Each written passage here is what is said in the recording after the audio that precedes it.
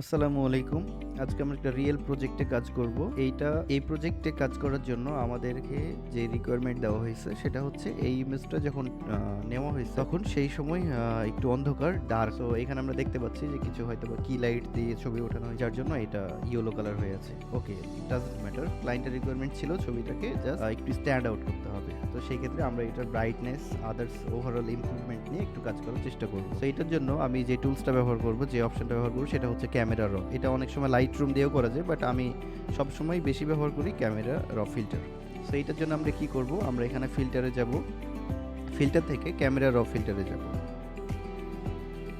দেন এইখানে আমাদের বিভিন্ন অপশান আছে অনেকগুলো। সো এখানে আমাদের অটো আছে, আমরা চাইলে অটো দিয়েও দেখতে পারি। অটো দিলে ওভারঅল একটা ইমপ্রুভমেন্ট করে দেয়, বাট আমি এটা অটোভাবে করব না, আমি এটাকে নর্মালি একদম ম্যানুয়ালি এটাকে অ্যাডজাস্ট করার চেষ্টা করি। সো এটার জন্য আমরা কি করতে পারি? সো ফার্স্ট অফ অল ইমেজটা একটু যেহেতু অন্ধকার হয়ে আছে, ডার্ক হয়ে আছে, সো এটার জন্য আমরা অ্যাডজাস্ট করতে চাইবো ফার্স্ট। সো এটার জন্য আমরা এখানে শ্যাডোটা কম বেশি করলে কি হয় আমরা সেটা একটু দেখার চেষ্টা করি। সো আমরা যদি শ্যাডোটাকে কমাই দিই তাহলে এটা আরও অন্ধকার হয়ে যাবে, ডার্ক হয়ে যাবে। আমরা এটাকে কি করবো, একটু বাড়িয়ে দিব। সো আমরা এটাকে 50 বা 60-র মধ্যে যদি রাখি তাহলেই হবে। সো আমি এটাকে 60-র মধ্যে রাখছি। দেন আমরা যদি এখানে হাইলাইট আছে, হাইলাইটটাকে একটু বাড়াই দিই তাহলে এটা আর একটু দেখতে ভালো লাগবে। সো হাইলাইটকে আমি 50-র মধ্যে রাখলাম।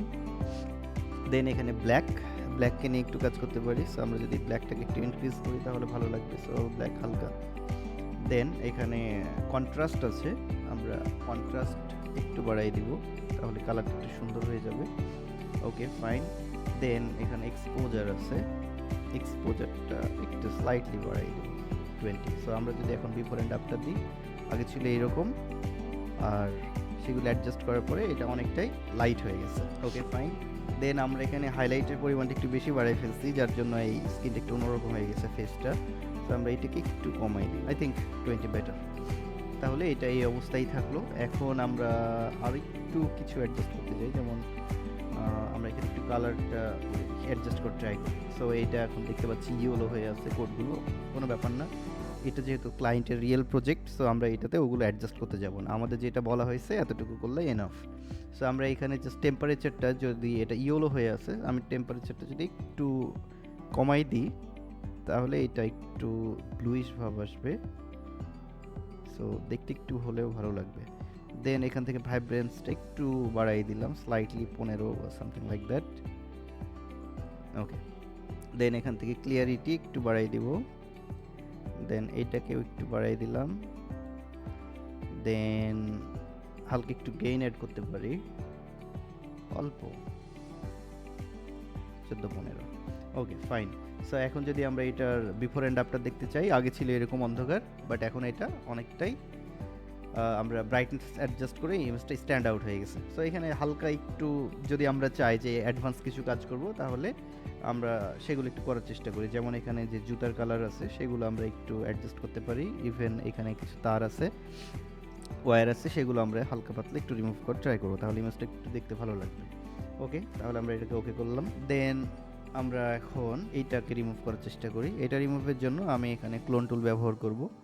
দেন এখান থেকে ব্রাশটা চেক করে নেব, এটার হার্ডনেস 0%। ওকে, ছোট করে নিব। আমি এখান থেকে লেয়ারটাকে উপরে নিয়ে চলে আসবো। ওকে, দেন এখানে জাস্ট এটাকে ক্লোন করে দিব।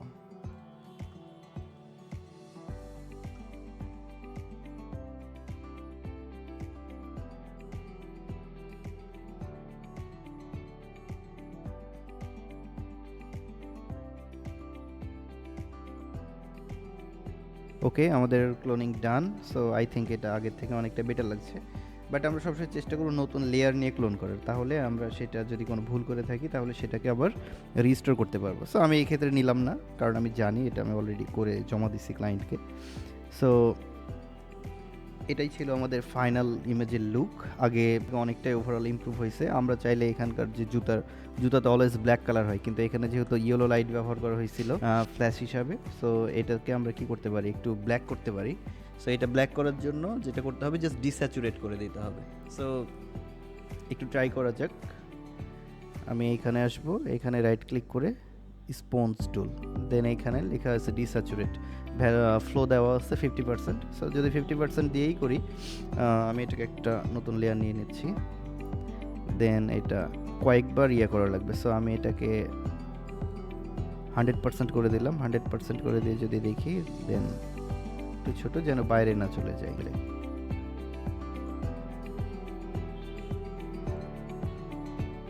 ওকে, এটা ব্ল্যাক হয়ে গেছে।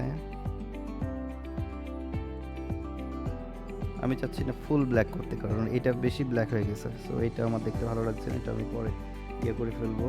সো এটাকে আমার মনে হয় 100% না করে 75% রাখলে বেটার হয়, কারণ জিনিসটার মধ্যে একটু রিয়েলিস্টিক ভাব থাকবে। যেহেতু পুরো ইমেজটা ইয়েলো হয়ে আছে, এটাকে সেমভাবে জাস্ট হালকা একটু ইয়েলোটাকে রিডিউস করা হচ্ছে আর কি।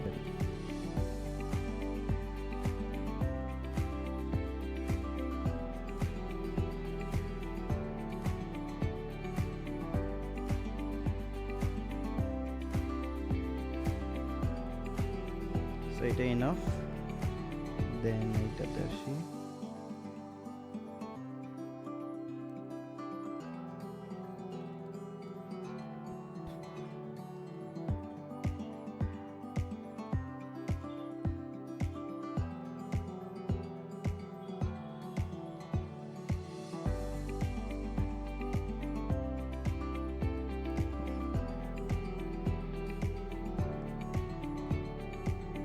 তাহলে এটা হচ্ছে এটার ফাইনাল লুক। সো আমরা যদি বিফোর দেখি এরকম হয়েছিল, বাট এখন দেখতে বেশ ভালো লাগছে, কিন্তু আমার কাছে ভালো লাগছে না, এটা একটু বেশি হয়ে গেছে। সো আমি এটার অপাসিটিটা একটু ডাউন করে দিব, আমি চাচ্ছি একটু ন্যাচারালভাবেই থাকুক।